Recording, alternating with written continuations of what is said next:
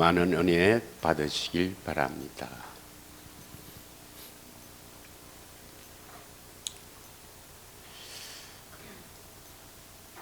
우리가 사는 집을 짓기 위해서도 미리 계획하고 또 자금 사정도 살펴보고 이렇게 해서 집을 짓게 됩니다. 우리가 사는 집을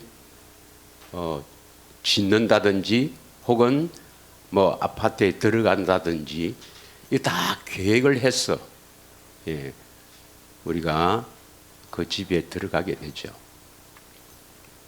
하물며 전능하신 하나님, 천지 만물을 말씀으로 창조하신 전능하신 하나님께서 이 천지 만물을 지으시고 그 가운데 하나님의 형상의 모양대로 사람을 지으실 때는 창세 이전에 작정하신 뜻에 따라서 천지 창조하시고 사람을 지으신 것입니다. 왜 사람을 지으셨는가? 고린도전서 3장 9절에 보면 우리는 하나님의 밭이요 하나님의 집이라고 표현합니다. 쉽게 말하면 하나님의 집이다. 그래서 우리 사람을 왜 지었는가? 하나님의 집으로 지으셨다. 왜 집으로 지으셨는가? 하나님이 들어와셔서 하나님이 살기 위해서 사람을 지으신 것입니다. 이것을 우리는 하나님의 경륜이라고 합니다. 경륜. 그래서 하나님의 경륜은 창세 전에 반드시 그리스도 안에서 이루실 하나님의 애정하신 뜻, 작정하신 뜻, 이 경륜은 반드시 이루어 가십니다. 이 하나님의 경륜이 바로 하나님의 큰 일입니다. 에베소서 3장 9절부터 11절까지 한번 읽겠습니다. 에베소서 3장 9절부터 11절까지 9절 다 같이 읽겠습니다. 영원부터 만물을 창조하신 하나님 속에 감춰졌던 비밀의 경륜이 어떠한 것을 드러내게 하려 하심이라.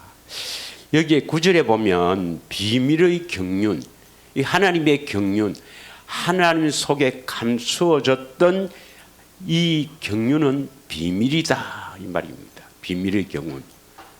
그래서 영원부터 만물을 창조하기 위해서 하나님께서 경륜은 작정하신 뜻, 애정하신 뜻, 그리스도 안에서 반드시 이루실 하나님의 작정하신 이 뜻은 비밀인데 영원전에 하나님 속에 딱 감추어 두었다 이 말이죠. 이것을 드러내는 것입니다. 10절 이제 교회로 말미암아 하늘에 있는 통치자들과 권세들에게 하나님의 각종 지혜를 알게 하려 하심이라. 그러면 이 땅에서 사람을 지으신 목적이 어디에 있는가? 교회를 세우는 거예요. 교회. 교회는 이 건물이 아니죠. 사람을 말합니다. 교회를 세워서 이 교회로 하늘에 있는 통치자들과 권세들, 이 누구인지 모르지만 이들을 가르치기 위해서 하나님의 각종 지혜를 가르치기 위해서 사람을 지었다는 것입니다. 그래서 우리는 하나님의 집이 되어야 됩니다. 반드시 하나님이 우리 안에 들어오셔서 살아셔야 된다 이 말입니다. 믿으십니까? 이 사람을 교회라 하지요. 교회.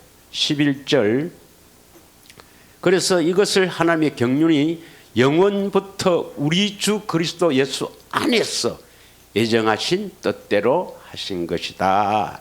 다시 말하면 영원 전에 반드시 그리스도 안에서 이루실 하나님의 작정한 뜻은 교회를 세우는 것이다.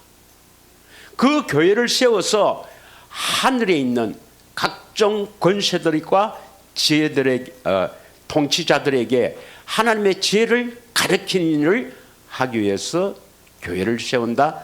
예. 그리고 이 교회는 사람이죠. 어떤 사람을 말합니까?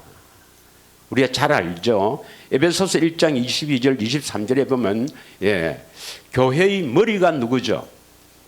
교회의 머리가 예수님. 우리가 모두 교회가 돼야 된다. 내가 교회라면 예수님이 머리로 사신다 이 말입니다. 머리는 뭘 말합니까? 머리는 바로 주인이다. 우두머리 주인이다.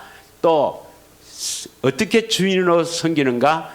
그 생각, 내 생각이 아니고 그리스도 예수의 생각으로 산다 이 말입니다. 믿으십니까? 교회는 주님이 주시는 생각으로 산다. 그 생각은 마음에서 나오니까 주님이 주시는 이 생각과 마음으로 사는 사람이 교회입니다. 태어나서부터 아침에 일어나서부터 내 생각으로 쭉 하루 종일 사는 사람은 교회가 아니고 앞으로 교회가 될지는 모른지언정 현재는 교회가 아닙니다, 여러분. 예수님이 주시는 생각, 예수님이 주시는 마음으로 사는 사람이죠. 그리고 몸은 주의 몸, 예수의 몸. 그래서 이 생각과 마음으로 움직이는 사람, 주님이 주시는 생각으로 사는 사람이 교회다 이 말입니다. 이게 좀 이렇게 마음에 잘 닿지가 않죠. 그래서 하나님의 경륜, 즉 하나님의 큰 일, 하나님의 집, 교회를 세운다. 이게 하나님께서 이 땅에서 이루실 하나님의 경륜, 하나님의 큰 일이에요. 성경의 모든 해석도 예수님의 성육신과 예수님의 가르침과 예수님의 십자가와 예수님의 부활 성천과 또 오순절날 성령으로 새 영으로 오신 그리스도, 이 모든 해석은 하나님의 영원전부터 작정하신 뜻, 하나님의 경륜에 맞추어서 해석을 해야 됩니다. 믿으십니까? 그런데 제가 뭐냐? 캐논 관역에서 벗어난다. 우리가 화를 이렇게 쏘아서 그 관역에서 벗어나는 것이 바로 죄라는 것입니다. 여러분, 관역이 뭡니까? 관역. 이 화살을 쏘아서 맞춰야 될 관역이 바로 하나님의 경륜, 하나님의 편일이에요. 그래서 이 성경의 모든 해석들을 교회, 다시 말하면 하나님의 생명을 가진 임마누엘, 여기에 맞춰서 해석하지 않으면 다 죄라는 것입니다. 어긋나는 것입니다. 할렐루야. 이걸 좀 더 우리가 구체적으로 알기 위해서 한번 살펴보겠습니다.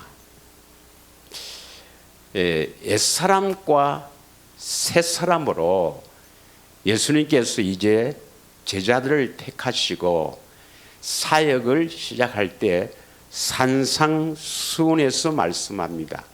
옛사람과 새사람에 대해서 말씀하시죠. 그걸 우리가 들으면 조금은 깨달을 수가 있습니다. 시간 관계상 조금만 하겠습니다.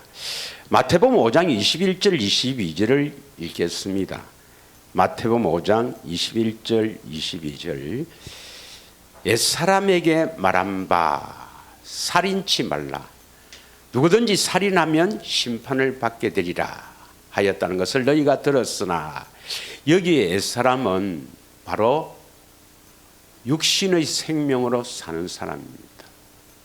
모든 사람은 태어날 때 아담의 불순종으로 인하여 인류의 첫사람이자 인류의 대표인 아담의 불순종으로 인하여 이 죄가 유입돼서 모든 사람은 태어날 때부터 마귀의 종, 죄의 종으로 태어나서 육신의 생각으로 살아갑니다. 육신의 생각이 뭐냐? 이 세상 것으로 행복해지려 하고, 이 세상 것으로 만족해하려 하고, 이 세상 것을 추구하며 더욱더 잘 살고, 더욱더 명예롭게, 더욱더 즐겁게 잘 살아보자 하는 이 육신의 생각으로 살아가는 것이 모든 인간의 공통된 생각이죠. 이게 옛사람입니다. 옛사람. 그 옛사람에게 모세는 시내산에서 하나님의 말씀인 율법을 통해서 너희들 살인하지 말라. 살인하면 심판을 받는다. 이렇게 말씀하셨어요. 자, 22절 보겠습니다. 22절에는 나는 너희에게 이르노니, 여기서 나는 예수님입니다. 너희는 바로 예수님이 택한 제자들. 다시 말하면 오늘 하나님께서 창세전에 택한 저와 여러분에게 말씀하는 거예요. 예수님께서 나는 너희에게 이르노니 형제에게 노하는 자마다 심판을 받게 된다. 형제에 대하여 나가라 하는 자는 공회에서 잡혀가게 되고 미련한 놈이라 하는 자는 지옥불에 들어가게 되리라. 형제에게 화를 내거나 노하는 자는 심판을 받게 되고 형제에 대하여 나가라. 다시 말하면 형제를 미워하는 자는 지옥에 가게 된다 이 말입니다. 이해가 갑니까 여러분? 이해가 안 가지요.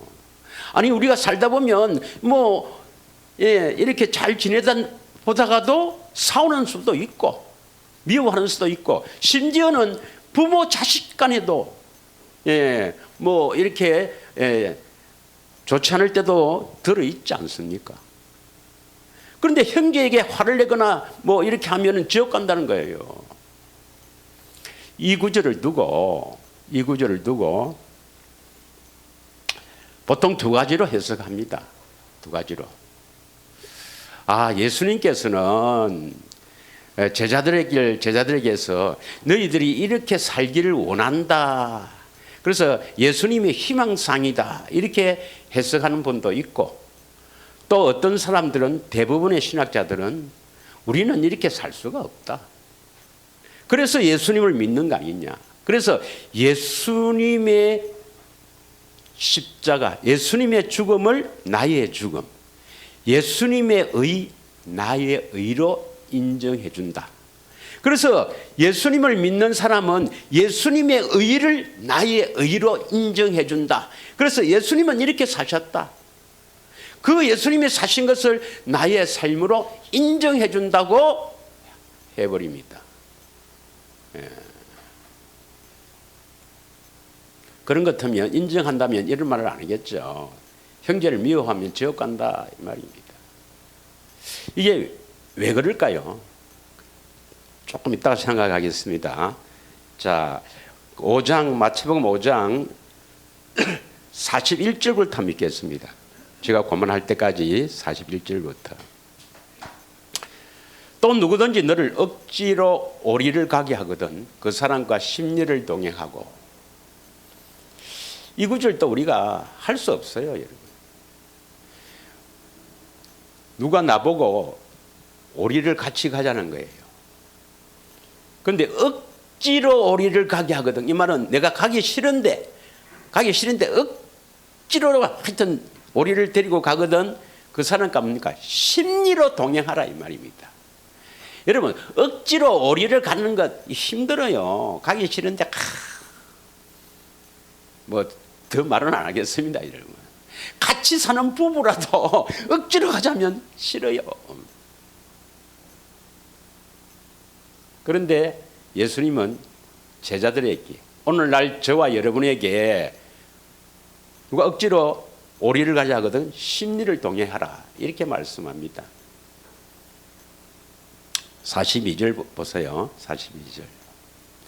내게 구하는 자에게 주며 내게 꾸고자 하는 자에게 거절하지 말라. 참 우리가 이렇게 하기 힘든 말씀입니다. 어려운 말씀이죠. 43절.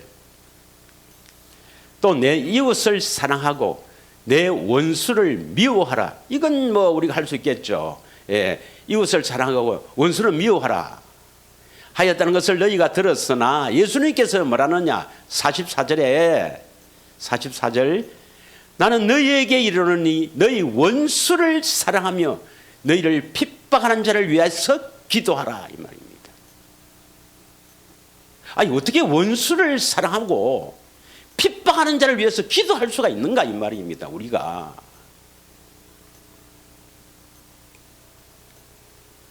어떻게 할 수가 있습니까? 이건 예수님께서 우리를 향한 희망사항입니까? 그렇지 않으면 뭐 우리가 어떻게 살든 예수님이 이렇게 살았으니까 그 예수님의 공로를 우리의 의로 인정해 주는 겁니까? 그렇지 않으면 반드시 우리가 이렇게 살아야 되는 겁니까? 이렇게 우리가 억지로 이렇게 살 수가 없습니다, 여러분. 어떻게 삽니까, 우리가? 45절 읽겠습니다. 이같이 한적, 다 같이 읽습니다. 시작. 이같이 한적 하늘에 계신 너희 아버지의 아들이 되리니 이는 하나님이 그 해를 악인과 선인에게 비추시며 비를 어려운 자와 불의한 자에게 내려주심이라. 이같이 하는 사람이 하나님 아들이다 이 말입니다. 하나님의 아들이란 것은 하나님의 생명을 가졌다. 하나님의 생명은 반드시 예수 그리스도 안에 있으니까 예수님이 우리 안에 계신다 이 말입니다. 그래서 예수님이 우리 안에 왜 계시는가? 예수님이 사시려고 우리 안에 계시는 거예요. 그래서 예수님이 산다는 것은 뭐냐면 예수님이 주시는 생각과 마음으로 내가 산다 이 말입니다. 그러면 예수님이 이루신 의를 내가 그냥 이렇게 사는데도 나의 의로 인정하는 것이 아니고 성경은 왜 우리를 하나님의 형상의 모양대로 사람을 지으셨다고요? 하나님의 집으로 지으신 이유는 집에는 누가 살아요? 하나님의 집에는 누가 살겠어요? 하나님이 살기 위해서입니다. 우리 안에 하나님이 사시면, 다시 말하면 우리 안에 예수님이 사시면, 예수님의 그 생각과 마음으로 사시면은 형제를 사랑할 수 있어요, 없어요? 억지로 오리를 가자는데 예수님 안에서 그 심리를 가라고 그런 생각을 주고 가라고 하면 갈 수가 있어요, 없어요? 안에서 예수님이 사시면서 그 원수도 사랑하는 마음을 주어서 사랑하라고 하면 사랑할 수 있어요, 없어요? 이게 새 사람이라는 겁니다. 하나님의 생명을 가진 새 사람 교회라는 것입니다. 믿으십니까? 이 땅에서 내가 행복하게 하나님 나라 천국으로 사는, 천국 시민으로 사는 연습을 했다가 영원한 하나님 나라로 가게 되는 겁니다. 할렐루야.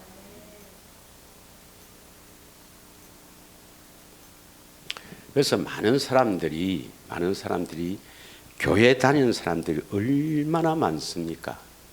얼마나 많습니까? 이 많은 사람들이 참으로 하나님의 생명을 얻어서 하나님의 생명으로 살려고 기도하고 애를 쓰지 않는다는 것입니다. 이게 다 마귀가 파놓은 함정이에요. 마귀의 간악한 괴계입니다. 우리 인생은 죄 때문에 불행하다. 그 죄를 예수님이 대신 십자가를 지셨지 않느냐. 우리 대신 십자가를 지신 그 예수님을 믿으면 죄 사함을 받는다. 그리고 하나님의 자녀가 된다. 그래서 우리는 죽어서 영원한 천당에 가게 되었다.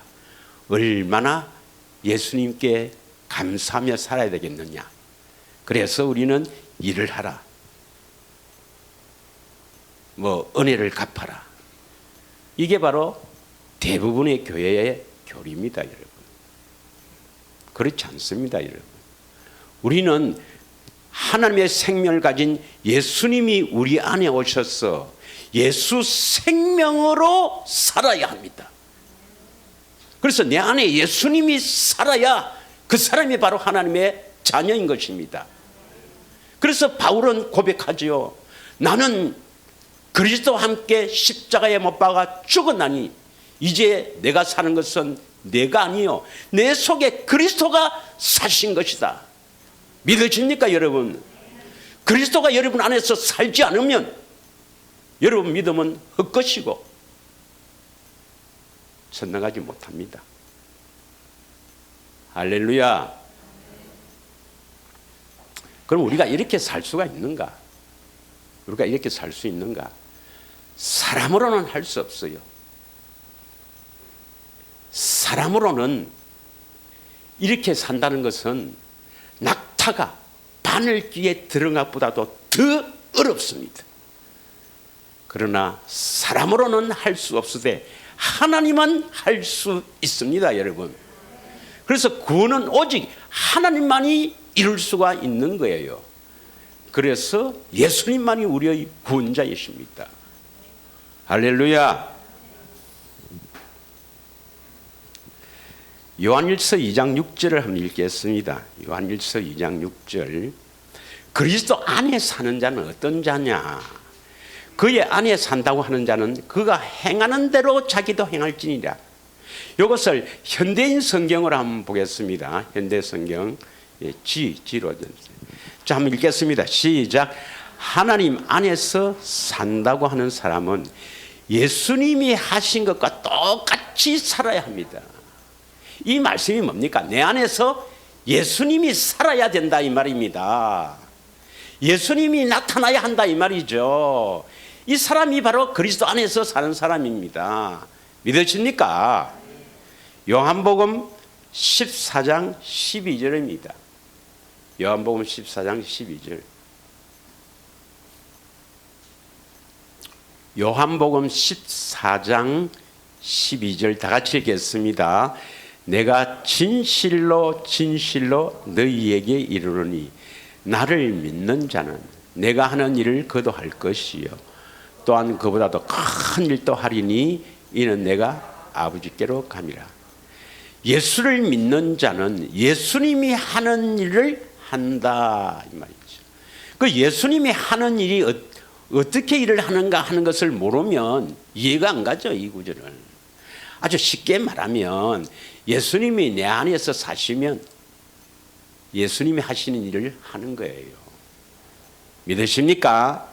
그래서 성경은 하나님의 경륜, 이 성경은요 임마누엘 예수님이 내 안에 오셔서 예수님이 사신 것, 그래서 나는 안식하고 예수님이 사시는 것이 성경의 핵심이요 하나님의 경륜입니다. 믿으십니까? 우리는 이 일을 위해서 참으로 좁은 길을 인내와 고난이 있더라도 쫙 가야만 성경에 보면 안디옥 교회에서는 사도행전 11장 25절에 1년 만에 하나님의 생명을 얻습니다. 사도행전 19장 5절부터 8절을 보면은 두란노에서 날마다 하나님 나라를 강론함으로 말미암아 2년 만에 주의 말씀을 듣더라 이렇게 기록하고 있습니다. 주의 말씀을 듣다는 것은 내 안에 계신 주님의 그 음성을 듣더라 이 말입니다. 믿으십니까? 자, 그런데 우리는 100번, 1000번, 만번 죽고 나도 이렇게 살 수가 없지만 하나님은 하십니다. 하나님은 하십니다. 예. 반드시 해 주신다고 하나님이 굳게 맹세하셨습니다.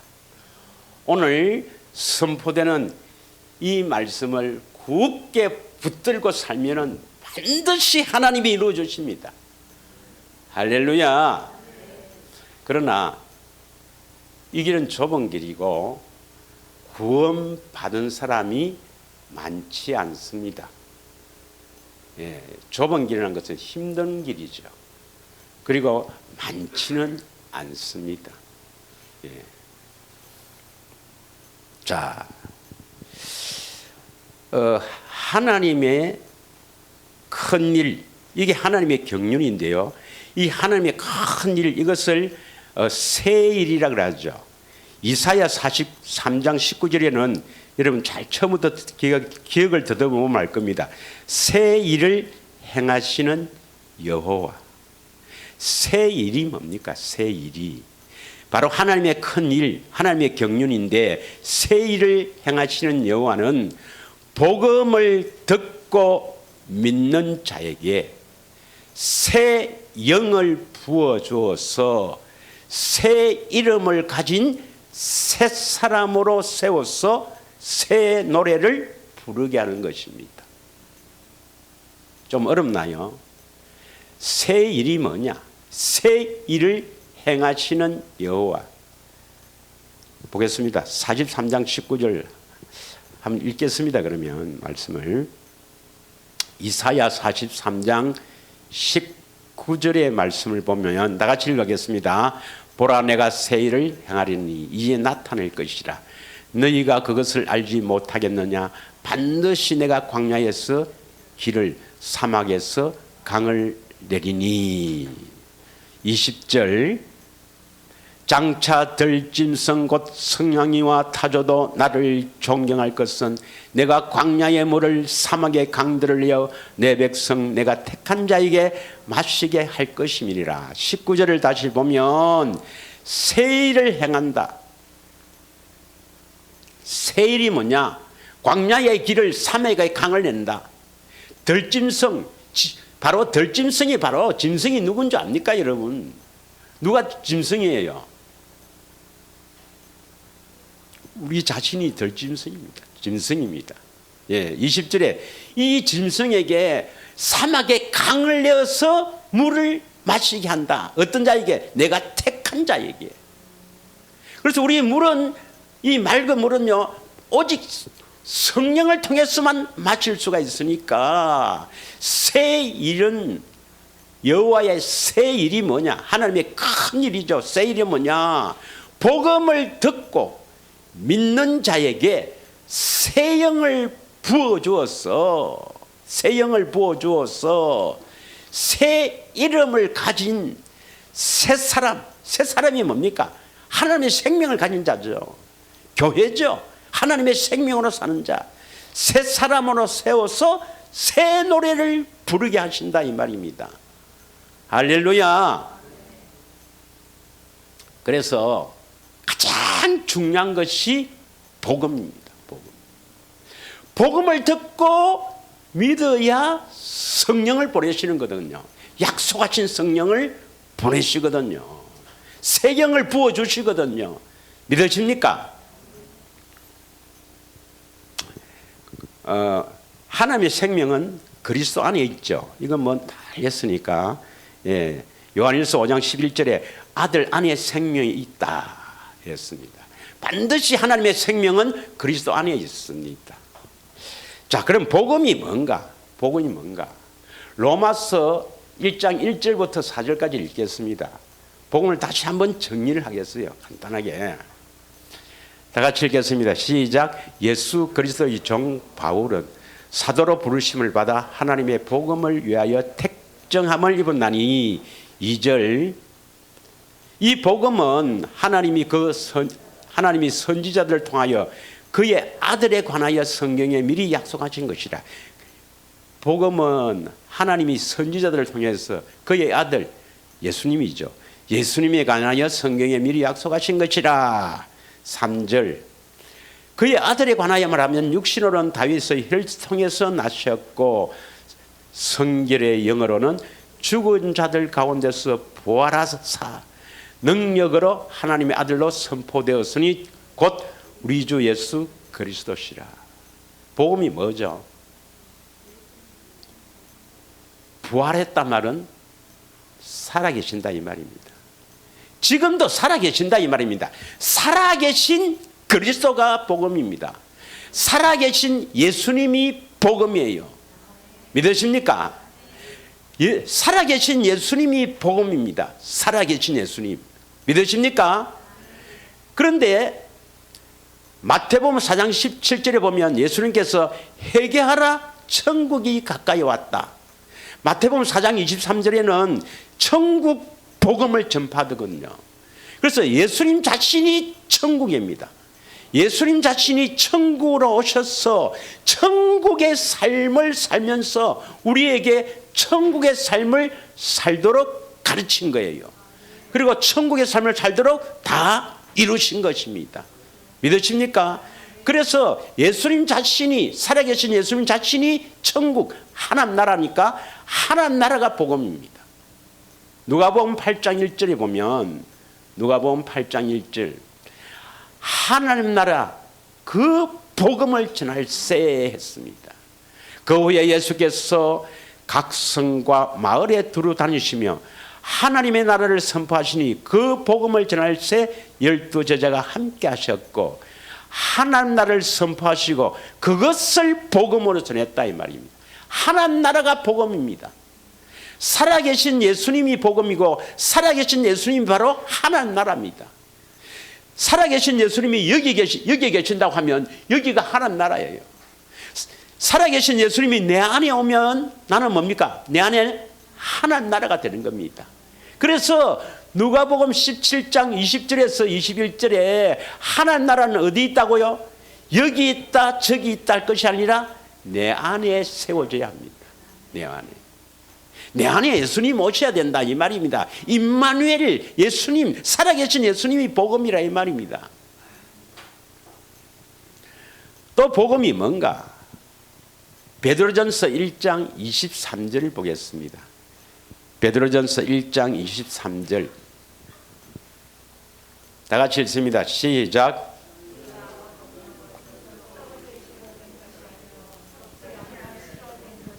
살아있고 항상 있는 하나님의 말씀으로 되었느니라. 우리가 거듭난 것은, 물과 성령으로 거듭나는 것은 결국은 살아있고 항상 있는 하나님의 말씀. 이 하나님의 말씀입니까? 기록된 성경의 말씀입니까? 여호와 입에서 나오는 말씀입니까? 사람이 떡으로만 살 것이 아니라 여호와 입에서 나오는 모든 말씀으로 살아야 한다. 믿으십니까? 그래서 살아있고 항상 있는 하나님의 말씀, 바로 임마누엘 주님의 음성입니다. 음성. 24절. 그러므로 모든 육체는 풀과 같고 그 모든 영광은 풀의 꽃과 같으니 풀은 마르고 꽃은 떨어지되. 잘 아시죠? 젊을 때 아무리 육체가 건강하고 강건하고 또 아름답게 탤런트처럼 아름다우나 그것은 잠시 잠깐이라는 것입니다. 육체는 풀과 같고 모든 영광은 풀의 꽃과 같으니 풀은 마르고 꽃은 떨어지되. 25절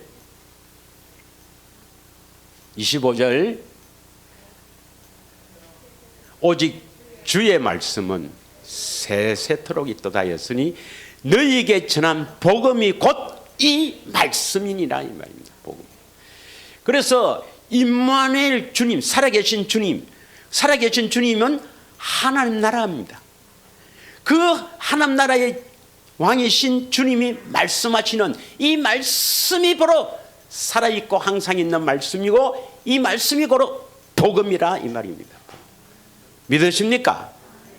그래서 살아계신 예수님, 그 예수님이 계시면 하나님 나라가 되지요. 그 예수님이, 살아계신 예수님이 계시면 반드시 말씀하시죠.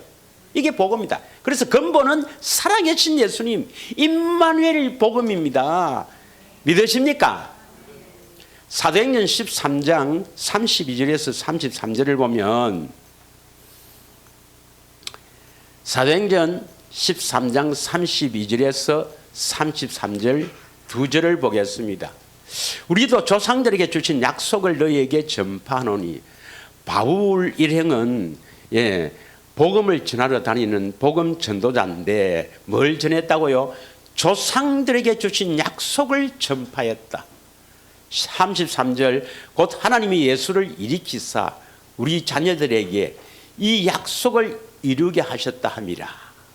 시편 2째 편에 기록된 바 같이 너는 내 아들이라 오늘 너를 낳았다 하셨고. 이 말씀이 뭡니까? 바울은 그들의 조상인 아브라함과 이삭과 야곱에게 하나님께서 약속하신 그 약속을 전파했다. 그것을 복음으로 전파했다. 그리고 예수님이 왜 일으켰는가, 왜 부활하셨는가, 우리에게 이 약속을 이루게 하셨다. 믿으십니까? 그래서 하나님이 조상들에게 하신 약속이 바로 복음입니다. 아브라함에게 하신 약속, 이삭에게 하신 약속, 이스라엘에게 하신 약속이, 공통 약속이 뭡니까? 가나안 땅에 들어가라. 가나안 땅으로 들어가라.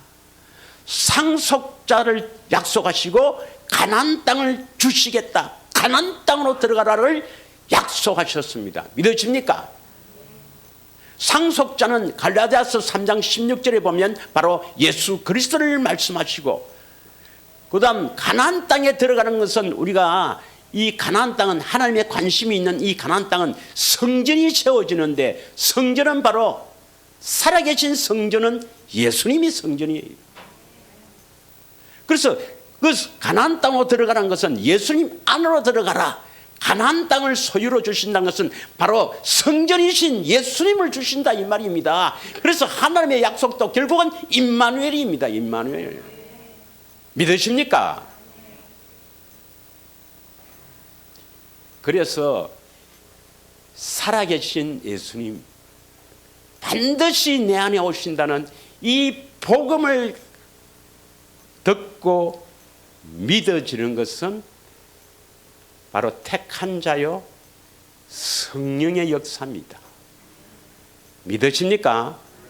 모든 믿음은 성령을 통해서 믿어지는 거죠. 사람 말을 듣고 믿는 게 아닙니다, 여러분. 고린도전서 2장 4절에서 5절 잘 알죠? 바울은 고린도전서 2장 4절에서 5절을 보면, 바울은 내 전도함과 내가 설교하는 것은 설득력 있는 나의 지혜, 설득 있는 사람의 지혜의 말로 하지 않고 성령의 나타나심과 능력으로 한다. 그래야만 너희들이 믿는 믿음이 참 믿음이 된다. 너희 믿음이 사람의 지혜에 있지 아니하고 다만 하나님의 능력에 있게 하려 합니다. 믿으십니까? 고린도후서 4장 3절 보겠습니다. 고린도후서 4장 3절.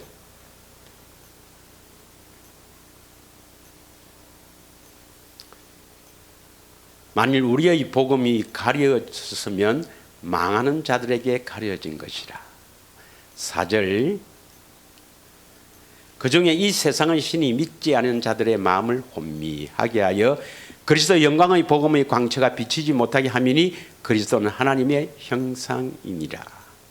할렐루야. 다시 말하면 이 세상의 신이 마귀인데, 마귀는 복음을 듣지 못하게 하거나 복음을 막아버린 거죠. 복음을 들어도 혼미하게 해서 믿지 못하게 합니다. 그런데 복음을 듣고 믿어지면 이것은 그리스도의 영광의 복음의 광채가 비친 거예요. 믿으십니까? 이건 바로 성령께서 하신 일이고, 이 복음의 영광의 광채가 비춰져야 결국 그리스도의 형상으로 변하는 것이다. 그리스도의 마음을 가지게 되는 것이다 이 말입니다. 믿으십니까? 그럼 여러분은 복음을 들어서 믿고 있습니까? 그러면 여러분에게는 성령을 주십니까? 안 주십니까? 새 영을 주십니까? 안 주십니까? 그러면 여러분 안에는 새 영이 계십니까? 그러면 새 영은 바로 그 안에, 성령 안에 그리스도가 영으로 계시고 하나님의 생명으로 계시는 삼위 하나님이 다 계시잖아요. 믿으십니까? 그러면 예수님은 어디에 계십니까? 복음을 듣고 믿는 자들이 성령을 구하면 반드시 성령을 주신다고 하나님이 약속했지 않습니까? 믿으세요. 그래서 악한 아버지라도 자식에게 좋은 것을 줄 알거든 하물며 하늘에 계신 너희 아버지께서 좋은 것 성령을 주시지 않겠느냐. 이 말씀은 복음을 듣고 믿는 자들이 구하면 반드시 주신다는 약속입니다. 믿으십니까? 오늘 에레미야 31장 33절에 새 언약이 나오죠. 에레미야 31장 33절에 새 언약이 나옵니다. 새 언약. 예. 31절부터 다시 보겠습니다. 여호와의 말씀이니라. 보라, 날이 이르니 내가 이스라엘 집과 유다 집에 새 언약을 맺으리라. 아니 31절입니다. 왜 새 언약을 믿느냐? 여러분, 복음이 살아계신 그리스도, 그 복음이 나인데 이루어져야 됩니까? 안 이루어져야 됩니까? 아무리 복음이 선포되더라도 그 복음이 나인데 이루어져야 하죠. 믿으십니까?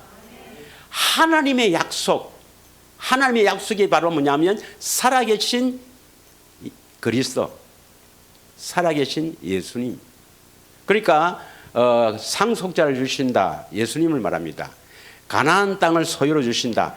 그리스도를 소유로 주신다. 성전되게 하신다.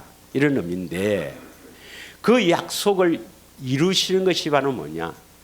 하나님께서 이 아브라함과 이삭과 야곱에게 하신 이 약속, 살아계신 그리스도를 주신다는 이 약속이 나에게 이루어지도록 하는 것이 바로 하나님의 언약입니다. 믿으십니까? 그래서 우리는 그 약속을 굳게 붙잡고 반드시 이루어지기를 바라며 언약을 또 굳게 붙잡아야 합니다.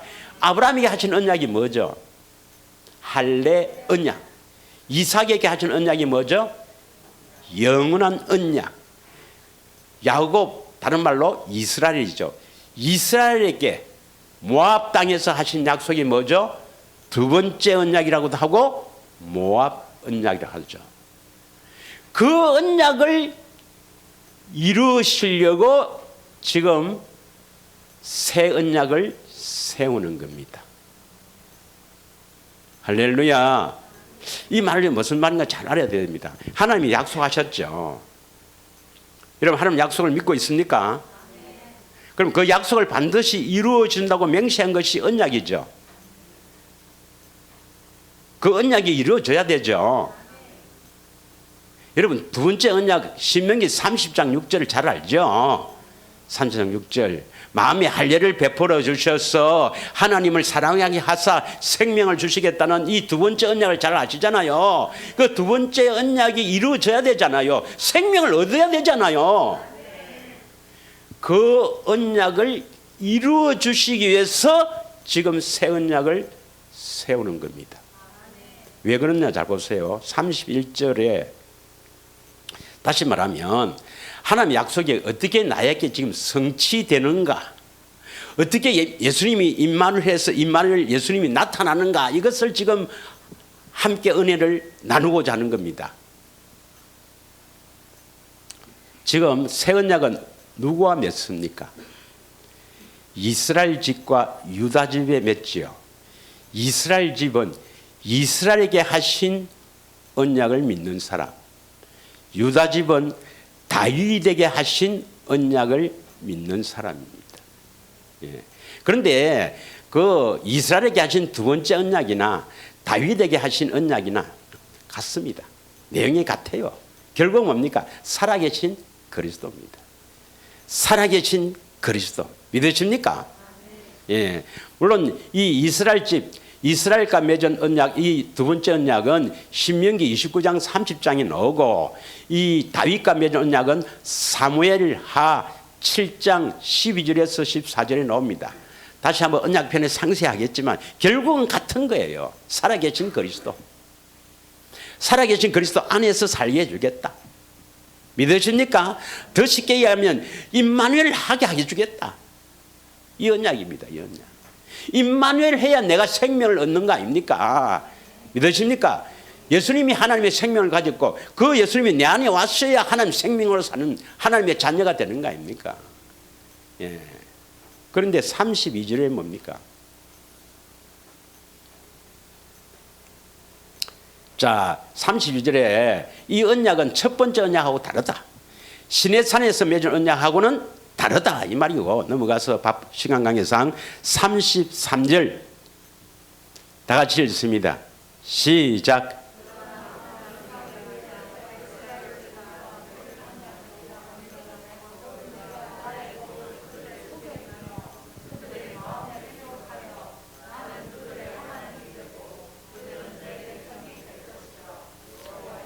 누구하고 언약을 맺습니까? 앞에서 새 언약이라는 것은 여러분 아시죠? 그 새 언약을 누구와 맺느냐 이 말입니다. 어떤 근거가 있어야 됩니다. 새 언약을, 예수님이 새 언약을 이루시려고 십자가에 죽으셨잖아요.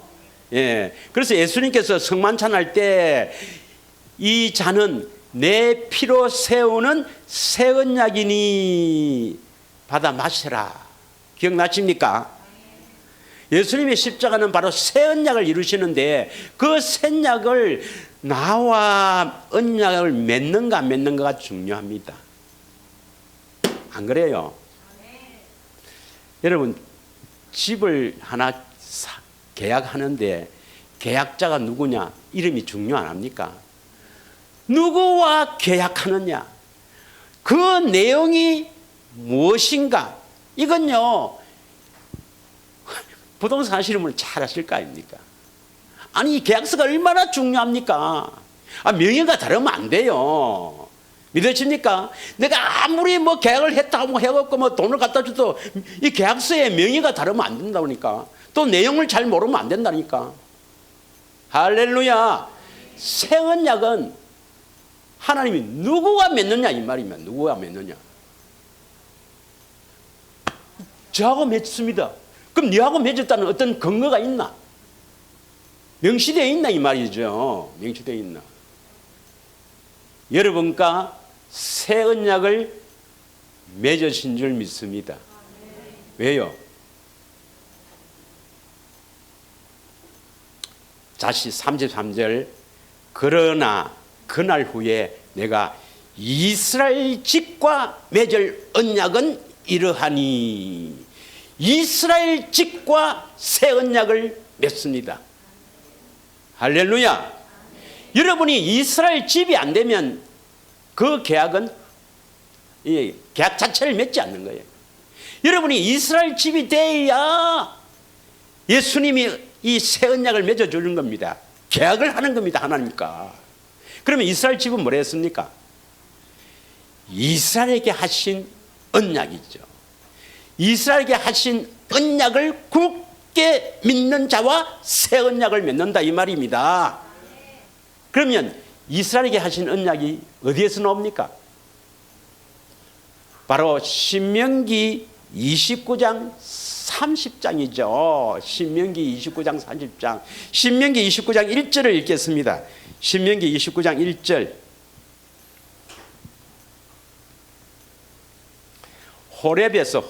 호렙산인데 이건 시내산을 말합니다. 시내산, 시나이 반도에 있는 이 시내산 호렙에서 이스라엘 자손과 세우신 언약 외에, 그러면 호렙산 시내산에서 이스라엘 자손과 세우신 언약이 뭐죠? 율법이죠. 모세의 율법. 모세를 통해서 세우신, 이스라엘 백성과 세우신 모세의 율법, 바로 십계명과 율례와 규례, 율례와 법도 율법을 맺었잖아요. 이 율법은 우리가 지킬 수 있는 겁니까? 옛사람으로는 지킬 수가 없죠. 죄를 깨닫고 그리스도를 찾아서 만나야 된다. 임마누엘 되어야만 지킬 수가 있는 거죠. 죄를 깨닫게 하시고 그리스도께 인도하는 초등교사 역할을 한다고 나와 있죠. 믿으십니까? 그것 갖고는 절대로 하나님의 명령을 지킬 수가 없고, 그거 외에 여호와께서 모세에게 명령하여 모압 땅에서 그들과 세우신 언약의 말씀은 이러하니라 하면서 29장 1절에서 이제 쭉 시작되는 거예요. 믿으십니까? 이제 시간 관계상 그 내용을 이제 볼 건데, 누구하고 언약을 맺느냐? 29장 13절에서 15절 읽겠습니다. 13절 15절. 여호와께서 내게 말씀하신 대로 또 내 조상 아브라함과 이삭과 야곱에게 맹세하신 대로 오늘 너를 세워 자기 백성을 삼으시고 그는 친히 내 하나님이 되시려 함이라. 내 조상 아브라함과 이삭과 야곱에게 맹세했다 이가. 그래서 너를 세워서 자기 백성을 삼으시고 이제 그 언약을 통해서 나는 너의 하나님이 된다. 14절. 내가 이 언약과 맹세를 너희에게만 세우는 것이 아니라. 15절 읽겠습니다. 시작.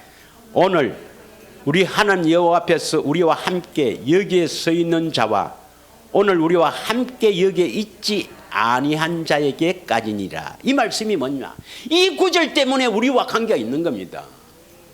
그래서 모압 땅에서 이제 40년 광야 생활을 거의 끝내가고 모압 땅에서 가나안 땅 8기를 앞두고 그 모압 지방에서 이스라엘 백성들 1세대는 갈렙과 여호수아 외에는 다 죽고 이제 그 후손들 2세들 갈렙과 여호수아 그 2세들 모인 자리에서 모세가 마지막 설교 3편이 신명기입니다. 신명기. 그래서 너희들이 하나님께서 어떻게 너희들을 이끌고 이렇게 광야에 오셔서 광야에 어떤 일이 있었는가 이런 것을 간단하게 이야기하면서 또 가나안 땅에 들어가기 위해서 너희들이 어떻게 해야 된다, 거기 들어가면 어떻게 해야 된다, 이것을 요약한 것이 신명기예요. 그 모세의 마지막 설교가 29장 30장입니다.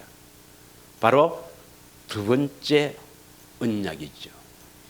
이 언약이 비밀입니다. 이걸 모르면 구원 못 받습니다. 못 받습니다.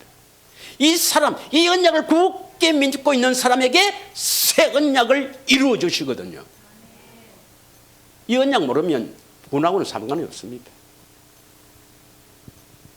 그래서 모세가 뭐랬냐면 그 이제 뭐 얼마나 되는지 한 200~300만 되겠죠. 거기 모아놓고 이제 여호와 하나님께서 너희와 언약을 맺는다. 너희와 언약을 맺는다. 아브라함과 이삭과 야곱에게 맹세한 대로 그 맹세하신 언약을 너희하고도 맺는다. 그런데 너희하고만 맺는 것이 아니라 여기에 있지 않는 사람이라도 이 언약을 굳게 믿고 있는 사람과 언약을 맺겠다는 겁니다. 믿으십니까? 먼저 계약자가 누구냐면 내가 돼야 돼요. 새 언약의 계약자가 내가 돼야 됩니다. 내가 되기 위해서는 두 번째 언약을 굳게 믿어야 됩니다. 그 내용이 뭔가? 30장 6절이죠. 30장 6절.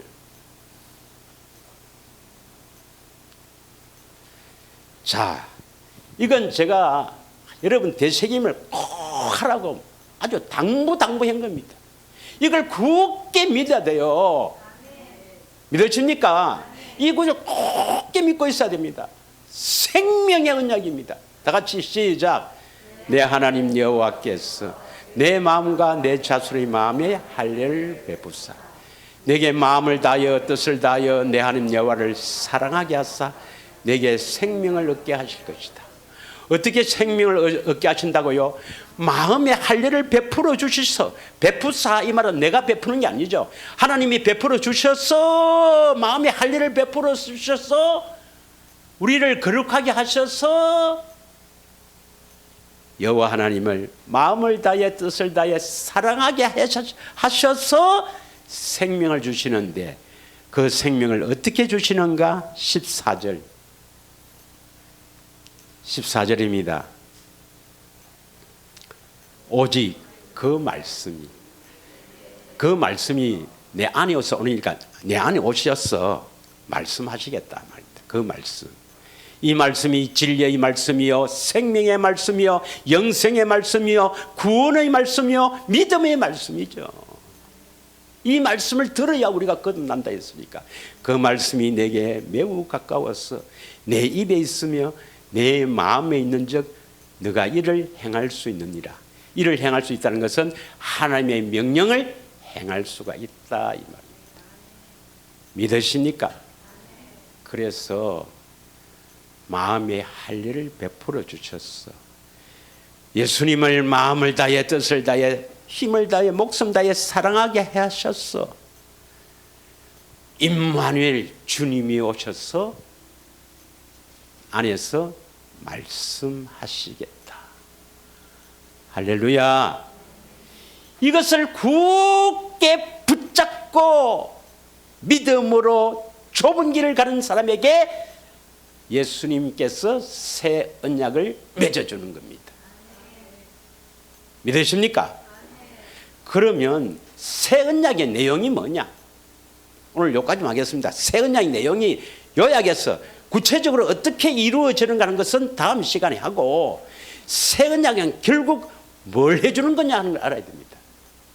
자, 예레미야 31장 33절을 읽겠습니다.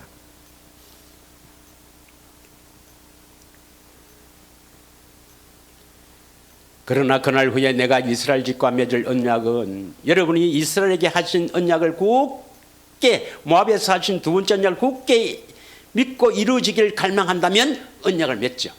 그래서 이스라엘 집과 맺을 언약은 이러하니 곧 내가 나의 법을 그들 속에 두며 그들의 마음에 기록하여 나는 그들의 하나님이 되고 그들은 내 백성이 될 것이라 여호와의 말씀이라.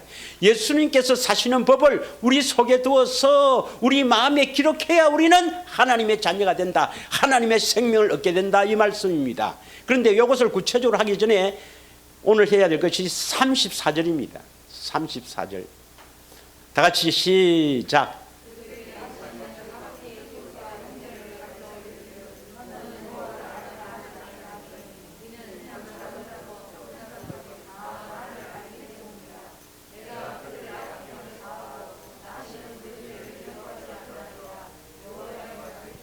새 언약은 내 법을 너희 속에 두고 너희 마음에 기록하는 것인데, 그래서 하나님의 생명을 주시는 것인데, 결국은 새 언약은 우리에게 뭘 하는 겁니까?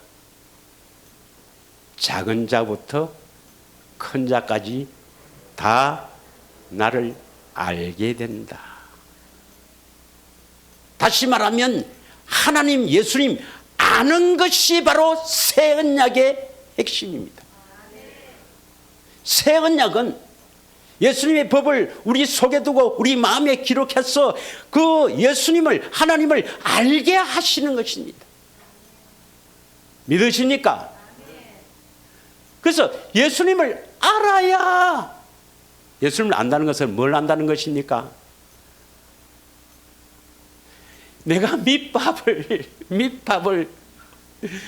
지금 17번째 하나님의 큰일을 하면서 한 밑밥을 한 5번 정도 깔았는데 고기가 안 무네.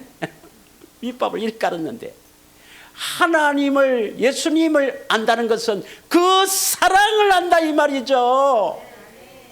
할렐루야. 그 사랑을 안다는 것이 바로 뭐냐? 이사야 52장 1절을 읽겠습니다. 그 사랑을 안다는 것이 뭐냐? 예수님을 안다, 여호와를 안다는 것이 뭐냐? 자, 이사야 52장 1절의 말씀 다 같이 읽겠습니다. 시온이여 깰지어다 깰지어다. 거룩한 성 예루살렘이여 내 아름다운 옷을 입을지어다. 이제부터 할례 받지 아니한 자와 부정한 자는 다시는 내게로 들어옴이 없을 것이다. 이걸 잘 기억하십시오. 할례 받지 아니한 자와 부정한 자는 다시는 내게로 들어옴이 없다. 예루살렘 성에 들어올 수가 없다. 할례 받지 않은 자와 부정한 자는 예루살렘 성에 들어갈 수 없다. 기억하십시오. 어떤 사람? 할례 받지 않은 자와 부정한 자. 이것을 현대인 성경에서는 어떻게 번역했는가 한번 보겠습니다. 현대인 성경 지죠. 자, 요 구절만. 예, 아름다운 옷을 입으라 해놓고 그 뒤에 뭐라 했습니까? 하나님을 모르는 이방인이었습니다. 할례를 받지 않는다 이 말을 이것을 어떻게 번역했어요? 하나님을 모른다.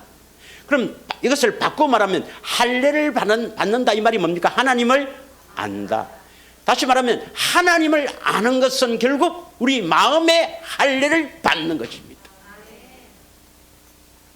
그 말이 뭐냐면 하나님 안다는 것은 뭘 안다 말입니까? 사랑을 안다. 우리는 사랑을 먹고 사는 존재입니다. 누구의 사랑? 먼저는 하나님의 사랑이 먼저입니다. 아내의 사랑, 남편의 사랑을 받는 것도 중요하지만 가장 우선은 하나님의 사랑을 받는 게 우선입니다. 하나님의 사랑을 받아야 우리 마음이 그 사랑에서 녹아난단 말입니다. 우리가 그 사랑에서 조금씩 깨끗해져 가는 것입니다. 믿으십니까? 새 언약은 작은 자부터 큰 자까지 다 나를 알미라. 나를 아는 자다. 새 언약의 핵심은 예수님을 알아가는 것입니다. 다시 말하면 마음의 할례를 받는 것입니다. 그러면 두 번째 언약의 내용이 뭐죠? 두 번째 언약의 내용이 그러면 구절을 이야기할게요. 신명기 30장 6절이 뭐죠?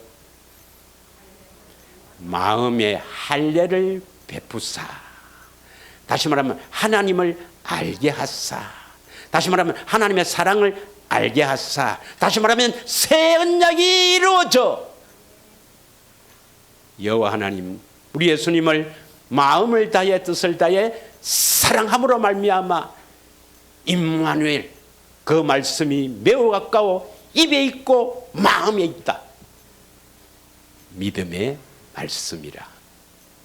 믿으십니까? 로마서 10장 8절의 말씀이죠. 로마서 10장 8절의 말씀입니다. 그러면 무엇을 말하느냐? 말씀이 내게 가까워 내 입에 있으며 내 마음에 있다 했으니 곧 우리가 전파하는 믿음의 말씀이라. 그래서 임마누엘 주님의 음성을 듣고 우리는 거듭나게 되거든요. 이 말씀을 진리의 말씀이다. 이 말씀을 생명의 말씀이다. 이 말씀이 영생의 말씀이다. 이 말씀을 들어야 되거든요. 그러면 반드시 우리는 그 말씀 듣고 새 사람으로 살 수가 있는 것입니다. 도저히 우리는 할 수 없는 원수도 사랑하는 그런 존재가 되는 것입니다. 믿으십니까? 그러면 구체적으로 새 언약이 어떻게 이루어지는가? 여기에 대해서 함께 은혜를 나누고자 합니다. 다 같이 눈을 감습니다. 오늘 우리가 함께 은혜를 나눴던 것이 하나님의 경륜입니다. 하나님의 경륜은 결국 교회를 세우는 것인데 이걸 다르게 표현하면 임마누엘 주님의 주시는 생각과 마음으로 사는 사람입니다. 다시 말하면 하나님의 생명으로 사는 사람입니다. 이게 하나님의 경륜입니다. 그래서 하나님의 경륜을 이루기 위해서 지금도 하나님은 일을 하고 계신다. 이것이 바로 하나님의 큰 일이죠. 그래서 하나님의 경륜을 깨닫는 것이 바로 감사해야 됩니다. 다시 말하면 하나님의 경륜이 복음입니다. 임마누엘이 복음입니다. 반드시 안에서 말씀하신다는 것을 믿고 복음, 하나님의 경륜 복음을 듣고 믿은 것이 얼마나 감사한지, 오늘 우리에게 주신 말씀 중에서 성령이 깨닫게 하신 것이 무엇인지를 잘 깨달아서 우리가 참으로 주님 바라보며 살아갈 수 있도록 이 한 시간을 축복해 주시기를 원합니다.